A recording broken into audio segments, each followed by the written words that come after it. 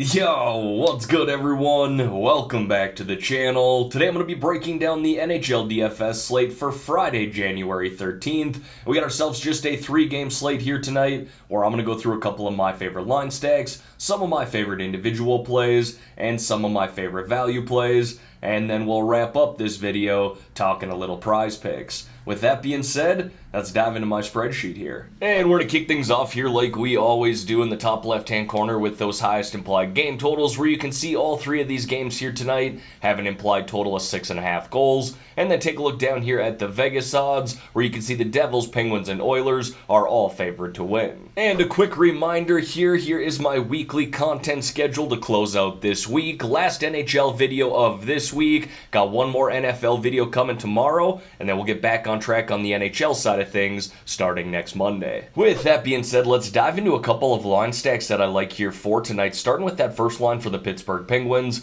We got Crosby centering Gensel and Rust. Now for starters, I thought they would have been a little more expensive considering it is just a 3-game slate, so I'll take advantage of the slight discount if you will. Plus, they're catching a Winnipeg Jets team tonight at home who are playing on back-to-back nights after playing in Buffalo just last night. That means they should be starting their backup goaltender in David Rittich, who has been very mediocre this year. He started 10 games, and in 6 of those games, he's allowed 3+ goals. And this line has really been great at home all year long, having combined for 27 goals, 36 assists in just 19 games. Now we're going to see Crosby and Gensel play up on the number 1 power play, and then Russ plays down on the second.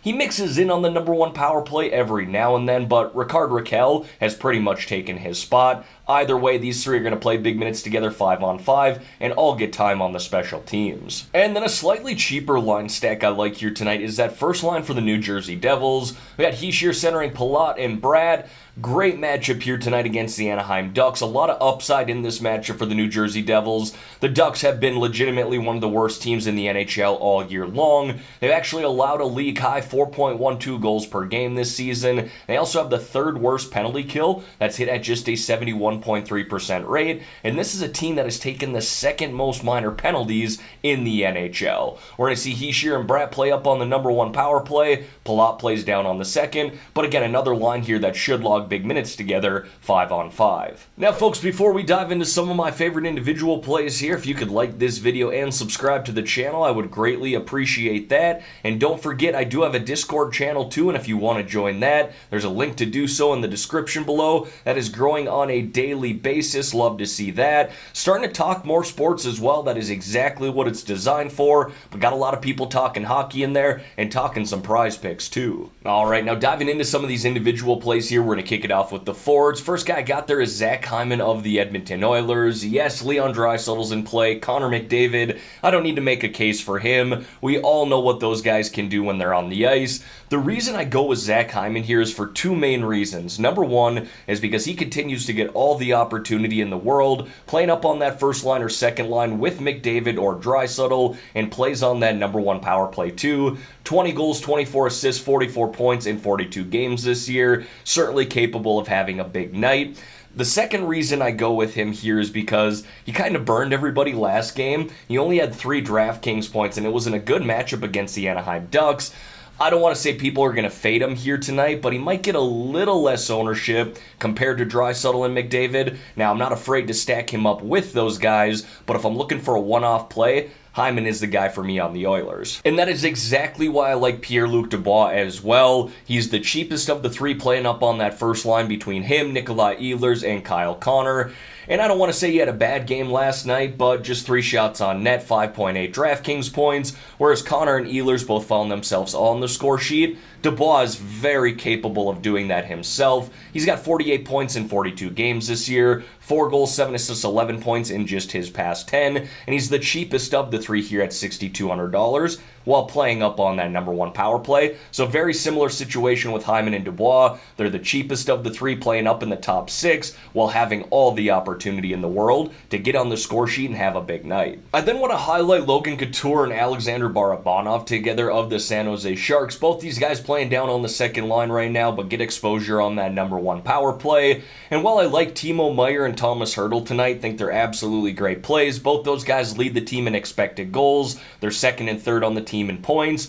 I kind of like getting Couture and Barabanov here, not only at a cheaper price, but at lower ownership too. And these guys have been solid this year. Couture's third on the team in expected goals. Barabanov is fourth on the team in expected goals. He should actually have some positive regression coming his way. He's got 11 expected goals this year, just 6 goals on the score sheet. So again, I kind of just like these two as cheaper plays with some nice upside and a good matchup at home against the Edmonton Oilers. And then I got Thomas Tatar there of the New Jersey Devils, and we could play him as a one-off play, stack him up with someone like Jack Hughes, or just stack him on that number one power play considering how bad Anaheim has been on the penalty kill this year. And again, they're not afraid to take penalties as a team, second most in the NHL. Tatar here at $4,200 has played well this year. He's actually a little cheaper than I thought he would be. 9 goals, 16 assists, 25 points in 41 games. Looking at his past 10 here, 2 goals, 7 assists, 9 points. So he's very capable of getting on the score sheet and meeting 3-4x value at this current price. Now moving over here to the defensemen, and there really aren't a lot of top tier defensemen on this slate, but I'm not afraid to pay up for the guys who are top tier defensemen.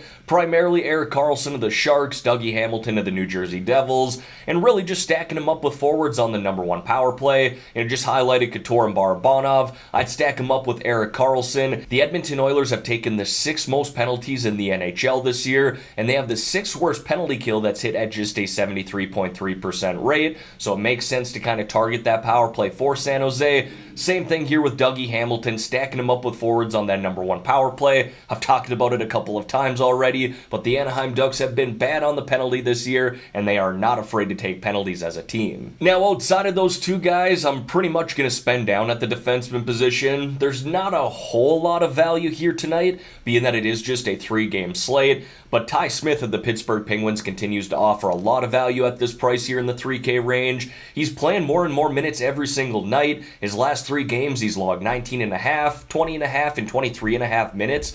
It makes sense being that the Penguins are a little depleted on the blue line, but he's getting time on that number one power play as well, so I really like that. In 5 games with the Penguins this year, he's racked up 1 goal, 2 assists, 3 points, and 2 of those 3 points have come on the power play. Now, Ty Smith is by far my favorite value defenseman play here tonight. I do got a few guys listed here as honorable mentions. Graves has played well for the New Jersey Devils. My one concern with him would be is he's not going to block enough shots here tonight against the Anaheim Ducks. That's where he racks up a lot of his DraftKings points. But at 3.6K, I think he's viable, especially considering he can meet 3-4x value at that price. Benning of the San Jose Sharks, DeMello there of the Winnipeg Jets, and Sandberg of the Winnipeg Jets. You guys know the deal. If I'm paying in the 2 to 3K range for any player, I'm really just looking for double-digit DraftKings point upside, and those were kind of the plays that stuck out to me that can get there. And then I got a couple of goaltenders there for you, a higher priced and lower priced option, but do note I have not gotten word here this morning from the Penguins beat writers